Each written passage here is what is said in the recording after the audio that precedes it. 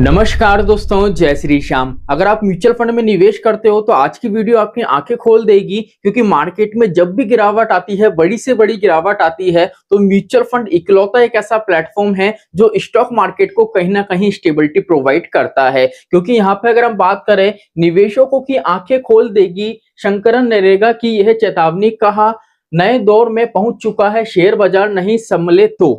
अब यहाँ पे देखो, इनने क्या करा, साफ तौर पे एक आर्टिकल में मेंशन करा है कि करंट टाइम में जो मार्केट की कंडीशन बनी हुई है उसमें इन्वेस्टर को किस तरीके का नुकसान है, और जितना भी मार्केट की साइकिल चल रही है उसमें जो म्यूचुअल फंड के इन्वेस्टर है उनका कितना बड़ा रोल है। अब यहाँ पे जो आर्टिकल दिया गया है उसमें आपने देखा होगा शंकर नरेन। अब ये कौन है? आईसीआईसी म्यूचुअल फंड एएमसी है, उनके ये मुख्य निवेश अधिकारी हैं। अब इनने साफ तौर पर ये बोला है कि भैया मार्केट की अभी के टाइम में जो कंडीशन है ना, उस तौर पर देखें तो जोखिम उठाने का काम निवेशकों पर कैसे है।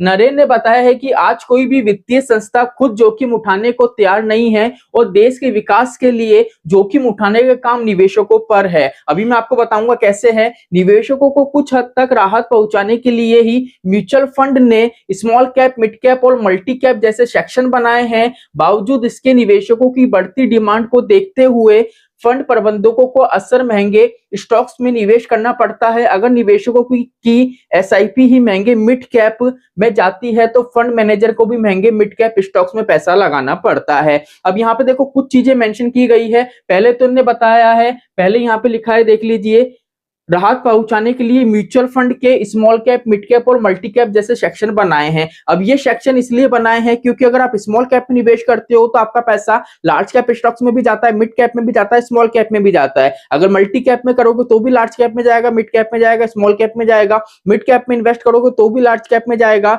और मिड कैप में जाएगा, स्मॉल कैप में जाएगा। जिससे क्या होता है, इन्वेस्टर का पैसा किसी एक इंडेक्स में नहीं लगता है, वो मल्टीपल क्या होता है, उसकी असेट्स एलोकेशन रहती है, जिससे निवेशक का पैसा मल्टीपल असेट्स में जाता है, मल्टीपल स्टॉक्स में जाता है। छोटी कंपनी में भी जाता है, बड़ी कंपनी में भी जाता है, और जो स्मॉल साइज की कंपनीज होती है उसमें भी जाता है। अब यहाँ पे इन्होंने क्या बोला है कि जोखिम उठाने का जो काम है निवेशकों पर, क्योंकि क्या होता है, जब भी मार्केट में गिरावट आती है तो ट्रेडर क्या करते हैं, ट्रेडर तो कुछ होते हैं जो एफएनओ ट्रेड करते हैं, वो तो क्या करते हैं, बाय सेल पे ध्यान देते हैं। लेकिन म्यूचुअल फंड के जो निवेशक होते हैं वो ये देखते हैं कि भैया मार्केट में करेक्शन आ रहा है, मार्केट में गिरावट है। उनका विजन रहता है कि मुझे लॉन्ग टर्म के लिए निवेश करना है, तो उस टाइम पे वो क्या करते हैं, भैया मार्केट में गिरावट आई तो उस टाइम पे वो मोटा पैसा लमसम करते हैं। अब रिटेल निवेशक द्वारा म्यूचुअल फंड में जो मोटा पैसा लमसम करा जाता है, कहीं ना कहीं वो पैसा है जो स्टॉक मार्केट को कहीं ना कहीं स्टेबिलिटी प्रोवाइड करता है। और इसी हद तक अगर हम देखें तो मार्केट में जो आपने देखा होगा, काफी सारे ऐसे आर्टिकल हैं कि इतनी परसेंट की गिरावट आ जाएगी, इतना परसेंट का क्रैश हो जाएगा,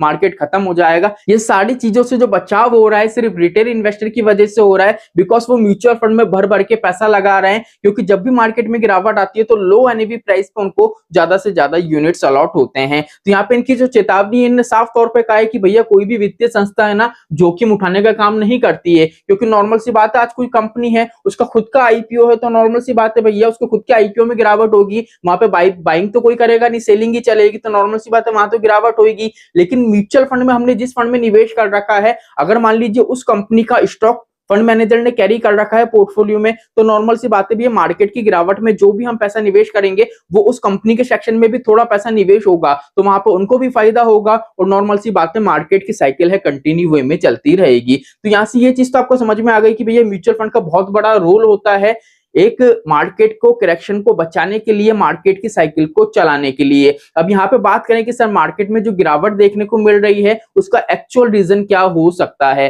गिरावट का मुख्य रीजन है वो साफ तौर पे ये है, पहली चीज तो क्या है, अगर इंडियन के स्टॉक्स की बात करें, इंडेक्स की बात करें, तो वैल्यूएशन काफी ज्यादा हाई है। इसलिए क्या हो रहा है, यहाँ पे एफआईआई कंटिन्यू वे में बिकवाली कर रहे हैं। और सेकंड तौर पे देखिए, अगर ग्लोबल मार्केट को देखें और इंडिया को भी देखें तो दोनों तरफ की जो न्यूज है नेगेटिव है। अगर ग्लोबल मार्केट की देखें, अमेरिका और यूरोप में आपने देखा होगा मंदी की चीजें चल रही हैं, और अगर इंडिया की बात करें तो आरबीआई है अपना जो इंटरेस्ट रेट है उसको इंक्रीज करने जा रहा है। और इस तौर पे देखें तो काफी सारा पैसा है यहाँ पे निकल रहा है, एफआईआई कंटिन्यू वे में सेलिंग कर रहे हैं, बिकॉज इंडिया के जो स्टॉक्स है, जो इंडेक्स है, काफी ज्यादा अभी के टाइम में ओवर वैल्यूड है। तो इस तौर पे देखें तो काफी गिरावट भी हमको देखने को मिल रही है। और सेकंड तौर पे देखें तो आपने काफी ऐसी यूट्यूब पे वीडियो देखी होंगी जिसमें बताया गया है कि मार्केट में इतनी गिरावट आ सकती है, मार्केट खत्म हो जाएगा, ये हो जाएगा, वो हो जाएगा। तो उससे भी क्या हो रहा है, म्यूचुअल फंड के जो काफी ऐसे निवेशक हैं वो काफी ज्यादा सेलिंग कर रहे हैं, उससे भी कहीं ना कहीं इंपैक्ट पड़ रहा है। तो यहाँ पे मैंने कंप्लीट आपको बता दिया है। अब ये वीडियो का मतलब सिर्फ इतना सा था, अगर म्यूचुअल फंड में निवेश कर रहे हो,